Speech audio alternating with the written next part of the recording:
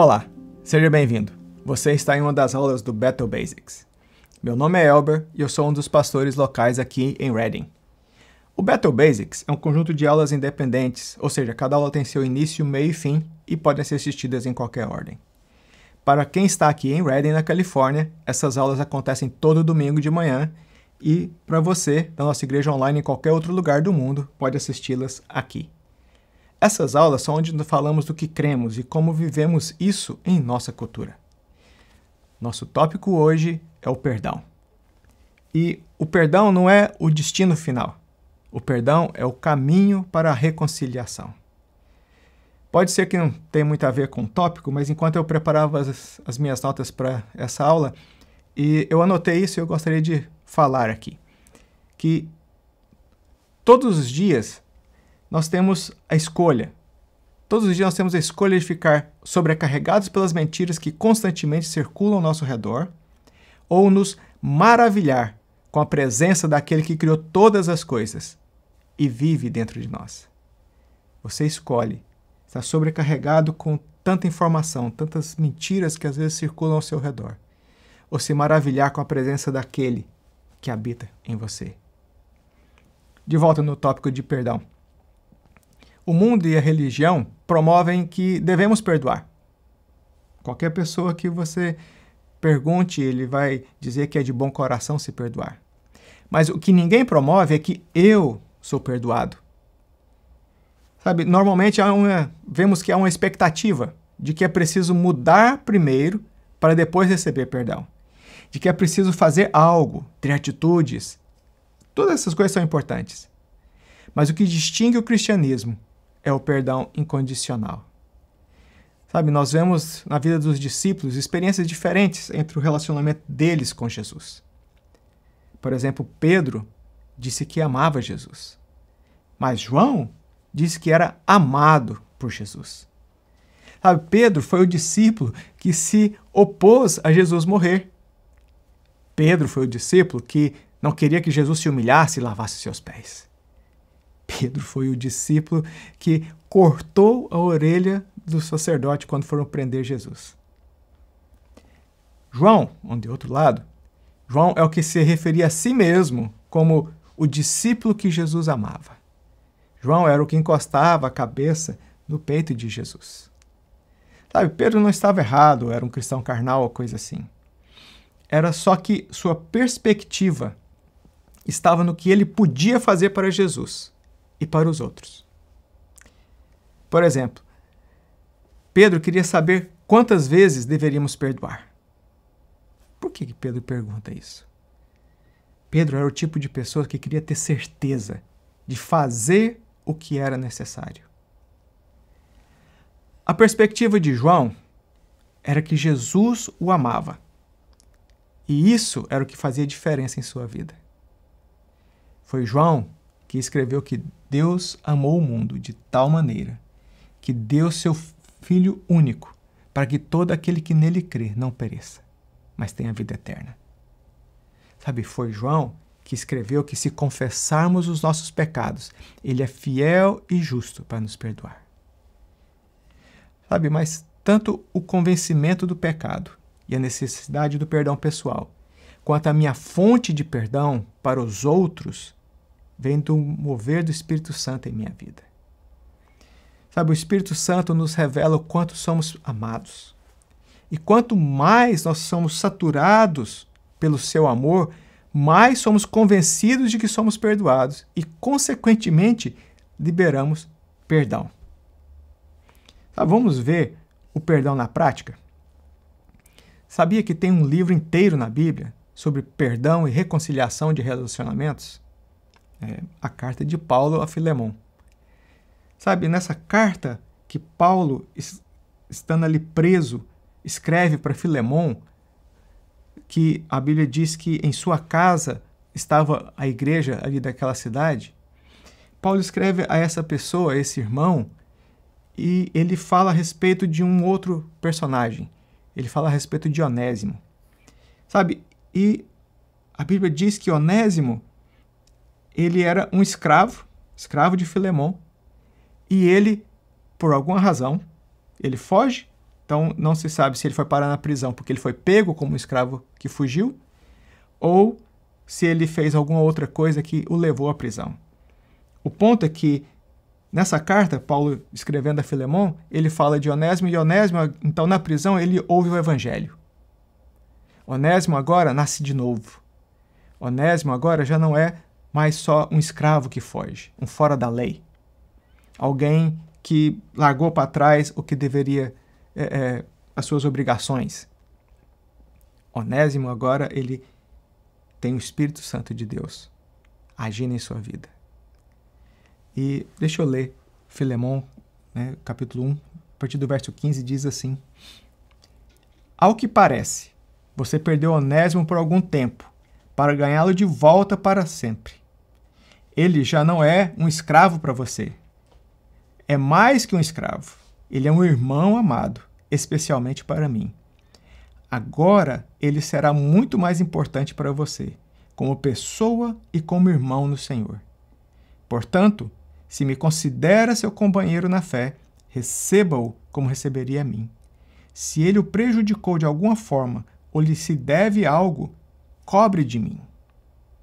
Sabe, há uma outra versão que diz, ponha em minha conta. Paulo intercede para que haja reconciliação e está até disposto a cobrir os danos feitos por Onésimo contra Filemon. Veja que Paulo leva Onésimo a ver e se arrepender do que fez. Ele era um escravo e fugiu. E Paulo leva Filemon a receber Onésimo com base em seu arrependimento. A questão era tão importante para Paulo que ele estava disposto até em pagar pelo prejuízo causado. Quando foi a última vez que você enfiou a mão no bolso e pagou para que houvesse perdão e reconciliação? Parece extremo, né? Mas essa era a atitude de Paulo. Vamos ver um outro texto sobre perdão na prática. Sabe, Mateus 18, Jesus está falando com os discípulos e ele entra no assunto de perdão e relacionamento. E Mateus 18, a partir do verso 15, Jesus diz: Se um irmão pecar contra você, fale com ele em particular e chame-lhe a atenção para o erro. Se ele o ouvir, você terá recuperado o seu irmão. Mas se ele não ouvir, leve consigo um ou dois outros e fale com ele novamente, para que tudo o que você disser seja confirmado por 2 ou 3 testemunhas. Se ainda assim ele se recusar a ouvir, apresente o caso à igreja. Então, se ele não aceitar nem mesmo a decisão da igreja, trate-o como gentio ou como cobrador de impostos. Eu lhes digo a verdade: o que vocês ligarem na terra terá sido ligado no céu, e o que desligarem na terra terá sido desligado no céu. Também lhes digo que se 2 de vocês concordarem aqui na terra a respeito de qualquer coisa que pedirem, meu Pai, no céu, os atenderá. Pois onde 2 ou 3 se reúnem em meu nome, eu estou no meio deles. Então Pedro se aproximou de Jesus e perguntou: Senhor, quantas vezes devo perdoar alguém que peca contra mim? 7 vezes? Jesus respondeu: Não 7 vezes, mas 70 vezes 7. E Jesus, ele então segue contando a parábola dizendo o quão que é importante perdoar, porque somos perdoados. O contexto aqui é relacionamento com alguém próximo, no caso um irmão. O alvo é ganhar de volta o irmão, ou seja, restaurar o relacionamento. Em nossos relacionamentos, precisamos falar como nos sentimos com o que aconteceu e não o que achamos que a outra pessoa fez. Nós acabamos de ler: se um irmão pecar contra você, fale com ele. Se houve uma ofensa, fale à pessoa. Não para acusá-la, mas para que haja reconciliação. Se for preciso, chame testemunhas ou leve à igreja, mas o alvo não muda. Nós queremos a reconciliação. Se de tudo não foi possível a reconciliação, Jesus diz para tratarmos a pessoa como um gentio. O que é um gentio aqui nesse contexto? Gentio é alguém que não conhece a Deus, mas que também precisa de um perdão incondicional. A comunhão pode ter sido rompida, mas o perdão precisa ser liberado. O perdão é uma coisa radical. Nesse contexto de relacionamento e perdão, Jesus disse: o que vocês ligarem na terra terá sido ligado no céu, e o que desligarem na terra terá sido desligado no céu. Também lhes digo que, se 2 de vocês entrarem em acordo aqui na terra a respeito de qualquer coisa que pedirem, meu Pai, no céu, os atenderá. Pois onde 2 ou 3 se juntam em meu nome, eu estou no meio deles. Preste atenção, guarde esse texto, nós vamos voltar nisso. Onde 2 ou 3 se juntam em meu nome, eu estou no meio deles. Efésios 2, o verso 16 diz que Jesus nos reconciliou com Deus. Diz assim: assim ele os reconciliou com Deus em um só corpo, por meio de sua morte na cruz, eliminando a inimizade que havia entre eles. Por meio do sacrifício de Jesus, nosso relacionamento com o Pai foi restaurado. Sabe, o perdão é uma coisa radical. A reconciliação é uma coisa poderosa. Onde 2 ou 3 se reúnem, onde 2 ou 3 se reconciliam em meu nome, eu estou no meio deles. Ser perdoado e perdoar. Essa é a ordem de como acontece. Sabe, às vezes nós perdoamos alguém e depois de algum tempo o Espírito Santo traz de volta aquela situação. E nos perguntamos, será que eu não perdoei? Não, sim, nós perdoamos a pessoa sim da primeira vez. Mas nós perdoamos o melhor que conseguimos naquele tempo. E agora o Senhor vem e quer nos levar a uma medida maior de perdão. Quando o Espírito Santo traz luz sobre alguma coisa, ele está nos convidando a entrar em uma outra experiência. Sabe, isso pode se repetir várias vezes, pois o Espírito Santo conhece nossos corações e ele trabalha a nosso favor.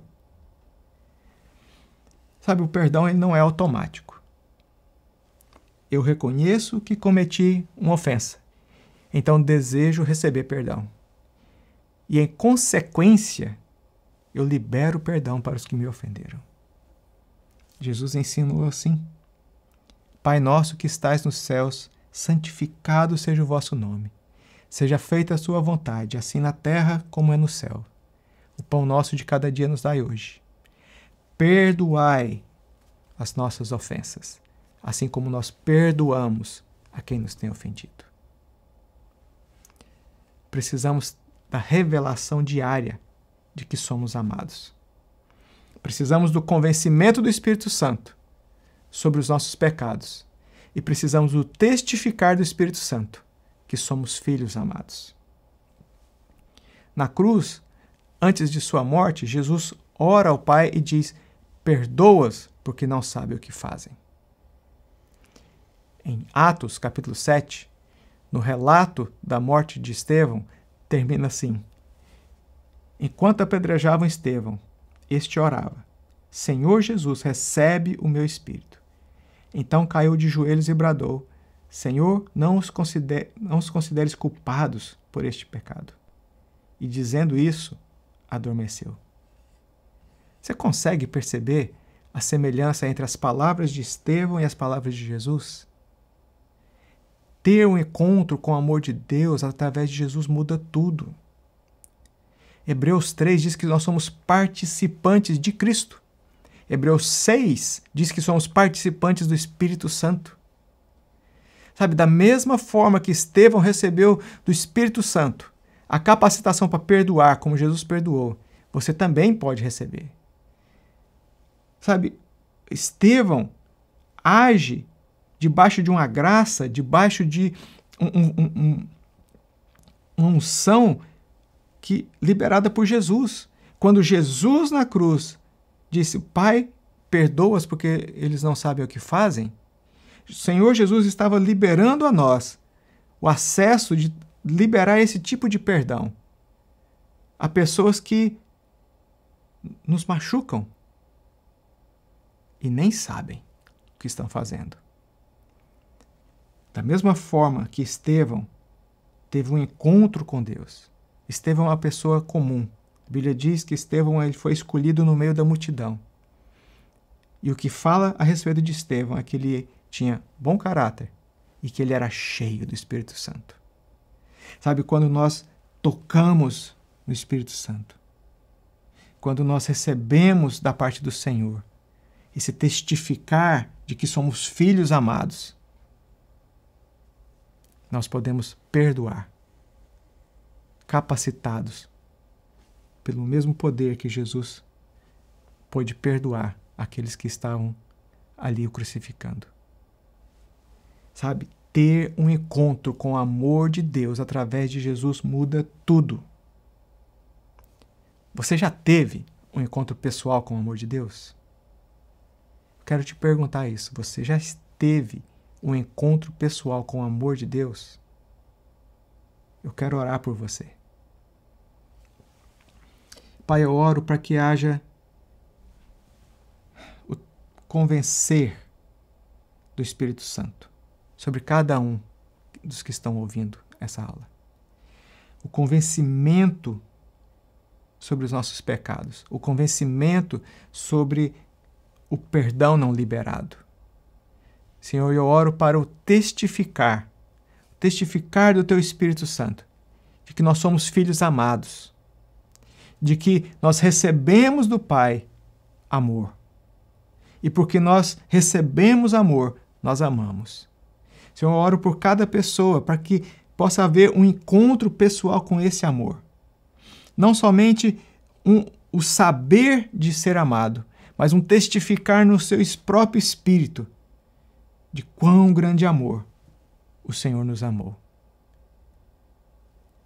E que, Senhor, o liberar de perdão seja uma prática em nossas vidas. Eu oro para que o liberar de perdão, para que a reconciliação entre irmãos, talvez haja situações que nesse momento estão relacionamentos quebrados, relacionamentos que estão partidos, talvez há anos. Senhor, eu oro para que o Espírito Santo do Senhor venha trabalhar com convencimento de pecado e testificar de amor, de ser filho amado, para cada um desses que está me ouvindo. Senhor, eu oro por reconciliação de cada relacionamento, familiar, na igreja. Senhor, eu declaro que a graça que o Senhor Jesus liberou a nós ali na cruz, essa mesma graça que atuou na vida de Estevão, essa mesma graça que atuou na vida de Paulo, que atuou na vida de Pedro, que atua na minha vida, que atua na vida de quem está ouvindo, essa graça alcance essas pessoas e haja então, Senhor, o testemunho de que o Teu amor é tão grande que não há nada que não possa ser reconciliado, porque o Senhor nos reconciliou com o Pai através da sua morte. Sabe, Deus é bom e Ele te ama. Até a nossa próxima aula.